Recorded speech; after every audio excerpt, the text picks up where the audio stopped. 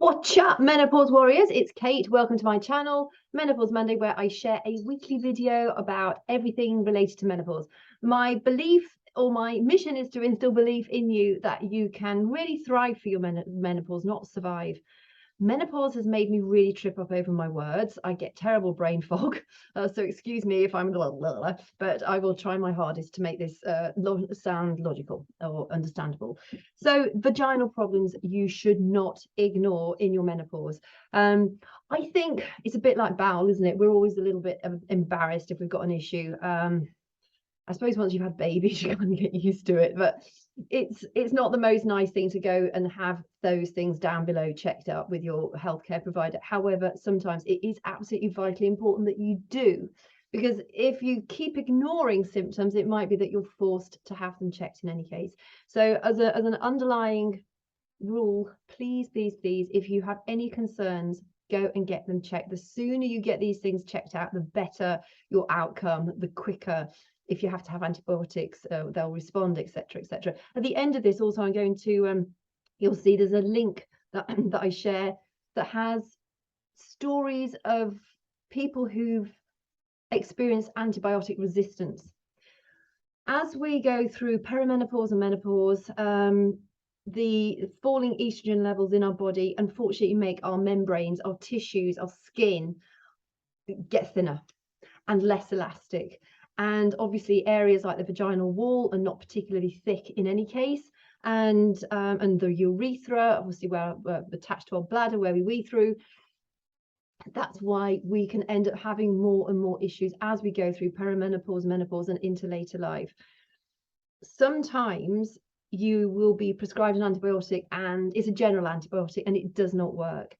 I've spoken to so many ladies who've had recurrent UTIs and it's still an ongoing issue, and it can be really frightening because it's just like they're very painful for a start. They can lead to all sorts of horrible things, and I thought it would be helpful for you to have a resource that it's in this description to read other people's stories as well about antibiotic resistance and the path that they have followed for their healing, and some of them are still ongoing. So you can also find me at Kate Hart the UK on Instagram, YouTube every week. And yeah, so let's get started. So you'll find that many women, as we get older, as we go through our menopause, I'm going to say menopause, it's perimenopause, menopause, time post-menopause, as we go through our menopausal years while our hormones are starting to fluctuate and then ultimately drop off, many women struggle with vaginal dryness, itchiness,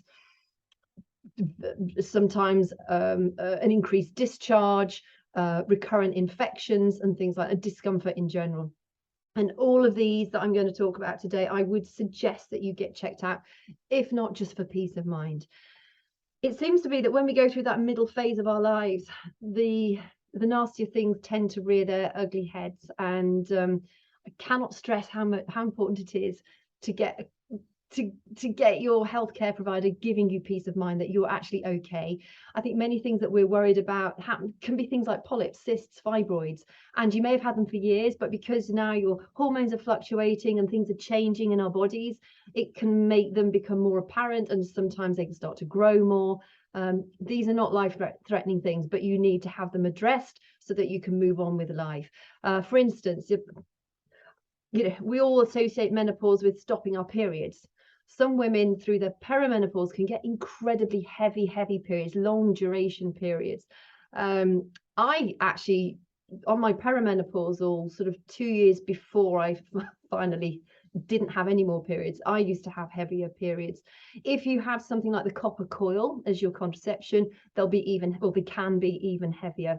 However, if you're having like prolonged heavy bleeding beyond 7 days, or if, for instance, your bleeding is you're having to change your tampon or your towel literally every few minutes, go and get checked. It could well be fibroids, it could be polyps, it could be cysts. You need to talk to your doctor so that they can examine you and they can take it further and help you. You shouldn't be bleeding that heavily. It can lead to anemia, it can lead to other things. So make sure that you're resorting to your doctor, because they know how to help you best with things like that. And it can be lots of causes, so don't think it's going to be the big scary cause. It's often, it can be things that are easily resolvable. I know we always fear the worst, but still go and get it checked. You might be having painful intercourse. Now, that can be caused by a variety of things. It can be because the vaginal wall has got thinner and it's drier, so you might be getting discomfort that way. There are bacterial changes that happen. That's one of the reasons why so many ladies get more urinary tract infections.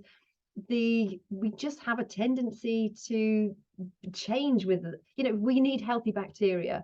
If you can eat a diet or drink things like kombucha, I make my own kombucha, I drink kombucha every single day. If you can eat healthy probiotics, I also take probiotics in a daily shake, as well as adaptogen herbs, because they're very, very good for our overall health, but also the integrity of our skin and our membranes, our mucous membranes. But things like, multidophilus, you can get those from healthcare shops. Greek yogurt with the ideally the soil-based live bacteria are particularly helpful. If you're drinking things like I can't even remember the names of them, but there's loads of them in the shops. There's like, they're in those tiny little pots. They're often absolutely crammed full of sugar. So they're not necessarily going to be the healthiest. And they cost a shed load of money too. And yes, they say they have like millions of bacteria. Often they only have one type of bacteria as well. You want a range of healthy bacteria. So, make sure you're eating plenty of leafy vegetables, fruit. That is going to help that feeds the fiber in the fruit and vegetable, actually feeds the probiotics, the healthy bacteria in our guts, in our systems. And so it's important to have lots of fiber, but make sure you're getting a wide range of fruits and vegetables. Have the Greek yogurt, unsweetened Greek yogurt. If you need to have a little bit of a sweetener, add some honey to it, raw honey. But just be aware that what you're eating and drinking is also going to play an important role on the bacteria, the healthy bacteria balance in your body. Try and reduce your refined sugars, try and reduce or cut out processed foods. It's all going to have a beneficial impact on you.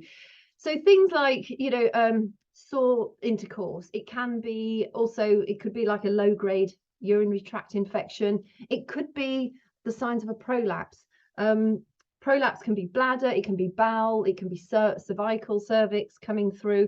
And again, it's down to the fact that when we're going through our menopause or perimenopausal years, we lose tone, we lose elasticity. You can do pelvic floor exercises. Those are going to be really beneficial for you. Make sure you do them correctly. On my YouTube channel, I have got a range of beginner level pelvic floor exercises right through to more advanced level exercises. You could consult with your doctor. I'm sure there are so many things out in the community that will help you do pelvic floor strengthening. It's really important that you're doing the exercises in the correct way so that you don't actually exacerbate the problem that you've already got.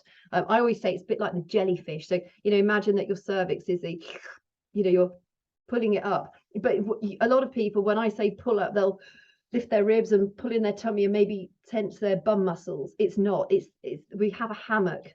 Our vaginal sort of pelvic floor looks like a hammock, and it's got a front, back, and two sides, and you can actually strengthen the front, back, and both the sides. If you think about it, when you're doing the pelvic floor lift, then once you've got good at that, try and focus on, okay, well, have I got better movement at the back or the front, or can I lift the left or the right? And it's amazing how much stronger you can make your pelvic floor. But it's one of those things we have to work on. It's a bit like staying strong through workouts, through daily exercise as you're getting older. We need it for our bone strength. We need it for our muscular strength. We need it for a healthy posture. When our posture's right, when we breathe better, our digestion is improved because we're not sort of humped over and sort of heavy on everything. So it is not a quick fix. It is maintaining your pelvic floor through pelvic floor exercises, maintaining a healthy balance of exercise, eating healthy foods, trying to reduce the not so healthy foods, and also being aware that if you've got like ongoing itching or soreness or burning when you're going to the toilet, that could well be an ongoing UTI. Now, like I said, I've got that link in the description of this that will help you understand what might happen if you are resistant to the antibiotics that they're giving you. It's really important that you get those cleared. I know a lady who in fact she went onto antibiotics for about 2 years to clear up a really heavily set in UTI. of urinary tract infection, and now it has gone. But it took her a long time and a lot of going backwards and forwards to the doctor to finally get on top of it. So sometimes it's not a quick fix, but it still needs to be resolved. You don't want it turning into sepsis or something horrible like that. You might end up having more of a discharge. That could be thrush. And again, thrush is really easy to overcome. Make sure that you're eating lots of healthy probiotics, maybe drink kombucha, kefir, fermented food, sauerkraut, if you can bear to eat the stuff.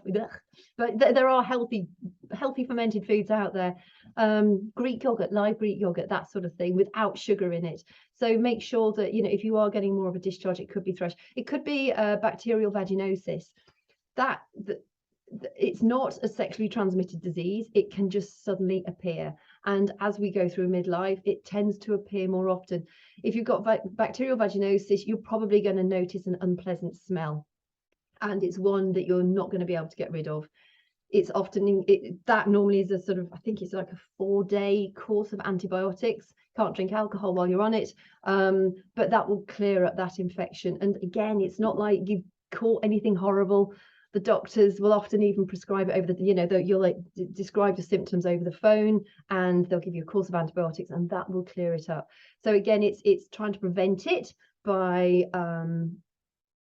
probiotics, lots of vegetables, lots of water, and also good hygiene. Now, when I say good hygiene, I don't mean like scrubbing with scented soaps and things. Even toilet roll, a lot of it is bleached. If you are having ongoing sensitivities down below, get unbleached toilet paper. Get things which are not going to overly aggravate the soft tissues of your sort of, you know, that pelvic floor area. Avoid scented soaps. They might smell lovely, but you don't need them down there. Avoid those intimate wipes, whatever they're called. They've got perfume on them. They disrupt the bacteria of your vagina, the opening to your urethra. They're just not good for you. If you are getting a lot of pain during intercourse, it could be that you need to find a healthy lubricant. A lot of healthcare shops, they'll offer you water-based lubricants, which are going to be safer for you. Or you can use things basically like coconut oil. It's natural. In fact, coconut oil has been known to really nourish your skin. So, you know, coconut oil is a really healthy one. It's good value. Try using something like that. If that's not working, or you're still needing further help, have a chat with your doctor, because it could be that localized pessaries. So localized means you just use it in the area where it's needed. So you can get gels, you can have pessaries that help maintain the integrity of the vaginal wall. That is going to make intercourse more pleasurable for you. It's going to be less painful, and it's going to sort of strengthen the vaginal wall so that you have a reduced risk of tears, micro tears, and infections that might you know, trigger an infection. So I hope that's been helpful for you. Please don't feel embarrassed if you've got any of those symptoms. It's really important that, you know, our doctors are there to help us. That's what they've seen it all before, so many times in the past. So if you've got any concerns, have a chat with your healthcare provider. They'll advise you what you need to do next. But just be mindful of the fact that, you know, through eating more probiotics, through drinking more water, through eating a healthy diet, and taking active steps such as pelvic floor exercises and working out to keep your body strong in and of itself, is going to help you to prevent these things occurring in the future as well. So thank you for your company today. If you've got any comments you'd like to add, please add them below. Follow me on Instagram at Kate Hartley UK. I share all sorts of different mindset and physical exercise and nutritional tips over there. I'm here to help. So hope you found that helpful, and have a great week.